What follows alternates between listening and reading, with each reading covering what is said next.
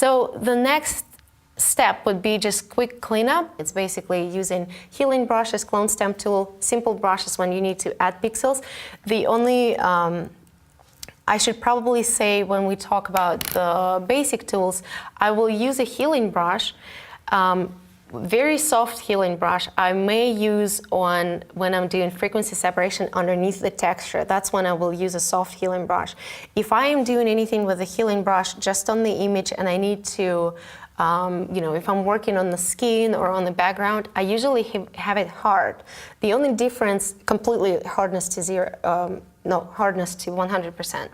So hardness to zero, it's soft.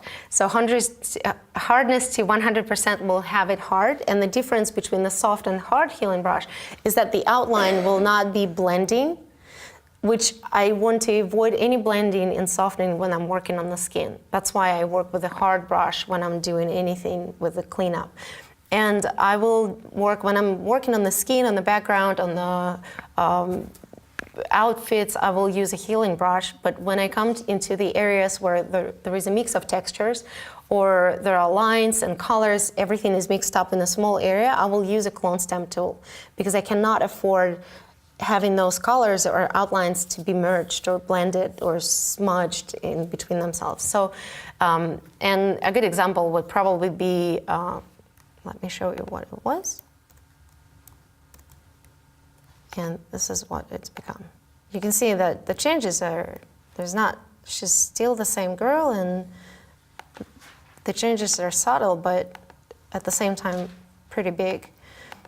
So I will turn off all of the layers except for the cleanup, so you can actually see what was done here. The background is very dark, but hopefully you can see there's a lot of hair that we didn't catch when shooting.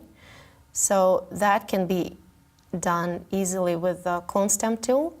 And instead of just cloning on an empty layer, what I do usually, I make a rough selection just along the, and I use, I don't really use pen tool, I have to admit, all that much, but I do use the polygonal lasso tool, and I just make a very rough selection along the outlines that I don't want to accidentally get onto with my clone stamp. And once I've made that selection, then I make like selection just to kind of outline everything that I want to be included in that area with that hair, something like this, and along the lines. Then I, again, get into the refine age and make sure that the softness or hardness of my selection matches the softness or the hardness of the actual outlines. And then once I've created my perfect selection, I start working on the new layer, and I work with the clone stamp tool, and I'm not afraid now to get close to the outline, because I'm not going to get outside of my selection. So I can just quickly just remove all the hair that goes along the face. And along the face, along the head, along the outline of the head, along the shoulder, anywhere. Sometimes backlit hair can be visible on the shoulder, on the arm. This method works perfectly, and it's just very fast. The reason why it's fast is that you don't have to be very precise working along the line of the body or the head. So making that quick selection, again, it's less than a minute to make that selection, and then just working along with the clone stamp tool. And that's just a little tip. And then I get very close to the nose, and I've noticed it after I've done my frequency separation, so I remove that hair. Again, just a normal new layer and a clone stamp tool, semi-hard. I didn't want it to be too hard because obviously it's not completely cut out. It's a little bit softer. 100% hardness would create a completely straight line. So always try to match, whenever you're working with a clone stamp tool or a brush close to any outlines, make sure that the hardness of your tool matches the hardness of the existing line or outline that you're working along. So that was just the hair along the nostrils, and just a couple other things along the way. And this is my frequency separation, and I talked a lot about the frequency separation yesterday.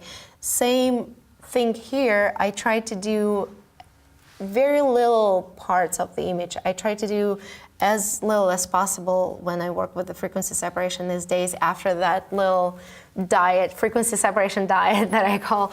For a few months I wasn't using it, and then I realized that there are still a lot of issues that can be quickly fixed with the frequency separation. So despite all of the talks that it is not a beauty, it's a beast, I actually went back and started using it, and I'm happy because now I know better when not to use it and when to use it. So my advice, if you have not used the frequency separation before, first of all, check out that URL that we've been talking about. There is a link to my article on F-stoppers about the frequency separation, how to set up the layers step by step, so you can actually read about it. But once you start using it, I would say the frequency separation is more of a shortcut rather than a proper, it's not an advanced retouching technique. Or it is advanced, it's a little bit more difficult than just cloning and healing, but it's not a high-end retouching technique because it can be very dangerous and it can lead to horrible results if you don't know how to use it. It's not the technique that's bad, it's the understanding when and how and where. So actually, when I was teaching in Italy recently, Mariana Santoni, the organizer of the event, she's a Photoshop guru and Wacom evangelist, and she said that it's best when you're just getting into dodging and burning and frequency separation to actually, you've learned your frequency separation, leave it, and do everything for a week just with dodging and burning. Once you go through that week, you will know exactly what you can and what you cannot do with the frequency separation, because a lot of things can be fixed with dodging and burning. You don't need to go to the frequency separation because the results will be worse than with the dodging and burning. But there are still the little things that I was talking about yesterday, the issues on the skin that are not too small, so you can't really remove them with the touch of a basic tool, and they're not too large to be removed with the dodging and burning. And they can combine a whole lot of issues. They can be value issues, very contrasty shadow and very bright highlight near one another. And if you try to dodge and burn those, you will have to do color corrections after that. But if there are also texture issues on top of that, then you have to also work on the texture. So I prefer to save my time and get more done with the frequency separation when I have to deal with that little, a small issue that combines a whole lot of issues actually. So the frequency separation comes into play and helps me do it very quickly and perfectly. So, and of course sometimes I get lazy because I kind of know how to get something done, so I'm just jumping in and doing it with that just to save my time. So here you can see I work between the low frequency and high frequency layer, and I add as many layers as I want. I sometimes even add adjustment layers in between here if I want to affect the color.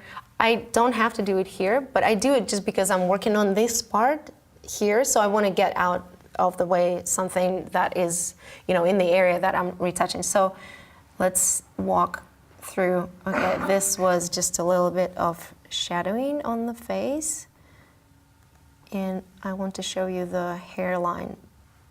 So that, and then a little bit of, when the human face is, the hairline is usually very visible because the skin under the hair doesn't get any tan, or there is no color in the skin.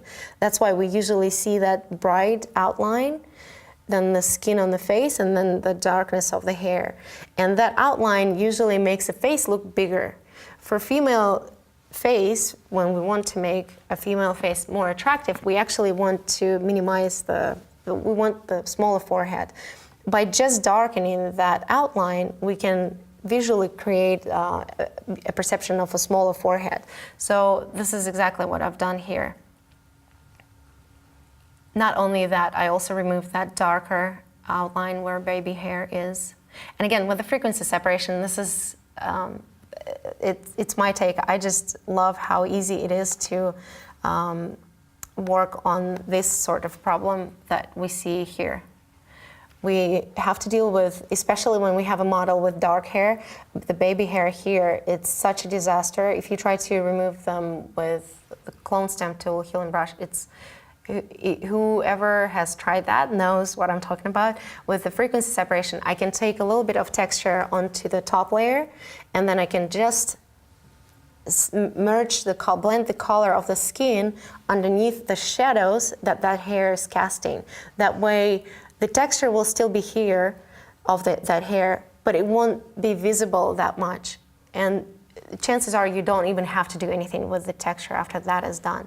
So that's why I love the frequency separation, and I will never give it up, I think. I don't think I will. So yeah, so this is basically, overall, this would take me working at home, doing all of these little things.